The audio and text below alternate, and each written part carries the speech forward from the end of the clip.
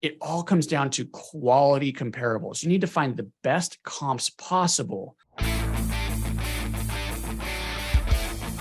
Hey, it's Kevin A. Malsh, Pine Financial Group, where we work together so you succeed. Hey, you found us here on YouTube. You found us here on Facebook. We would love to build a community, and we could do that if you could hit like, hit subscribe, help us out. Let's grow this channel, grow the community. Leave me some comments below. I'd love to hear what you think about this topic. I'm going to continue with our valuation series here. Another quick video on how to come up with your ARV, your after repaired value.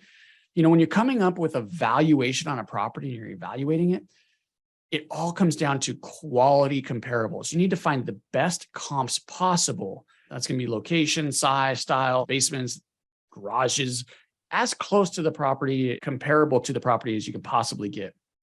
One of the areas that I see real estate investors make, realtors too, they want to do a radius in distance. So how close to the property do we want to be? Obviously close, right? I'll hear, well, this is a great comp because it's only a half a mile away from the property. So this is a good comp. Let's use that.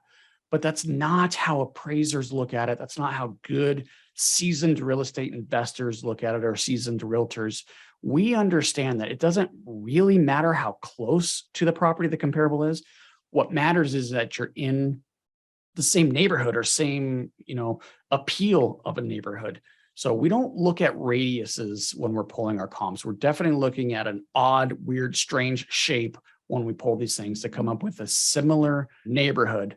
So I'm gonna do a quick screen share here. And I'm giving you this example. I pulled this directly out of an appraisal that on a deal we funded in Minnesota. And you could see this specific appraiser uses two separate areas.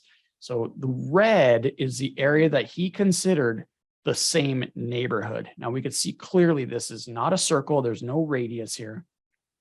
For additional support in his report, he went to zone 2, which is blue. So this is going to be the next similar in area. You can see he's not going across the river. He's only crossing this arterial or this arterial up here if he has to. He's really trying to stay within this red. And again, it's not a circle. Another example here, this is one in Denver. This is Martin Luther King. In this part of Denver, there's a pretty significant value difference on this side of the street compared to this side of the street. I think this is a great example for my point. We have the subject property up here 1.5 blocks off of this major arterial.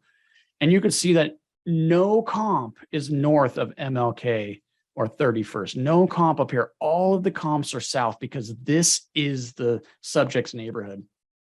Even though if we could find a comp on this street up here, it's a different neighborhood. So this appraiser would much rather use one, however many blocks away this one is. This is a better comp than even just right across the street. I'll give you another example here. You can see they stay within these two arterials with one exception. This is why we don't pull comps with a circle or a radius. We really want to look at the map. We want to try to understand the neighborhood the best that we can, and we want to pull comps inside the neighborhood. I hope this gives you some help when you're trying to come up with your values.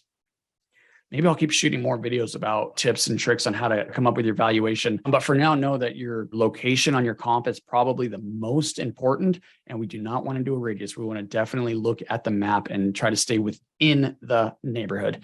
Let me know what you think about the video. I'm dying to hear some strategies, some tips, whatever you think or you use to help with your valuations. Leave me some comments below.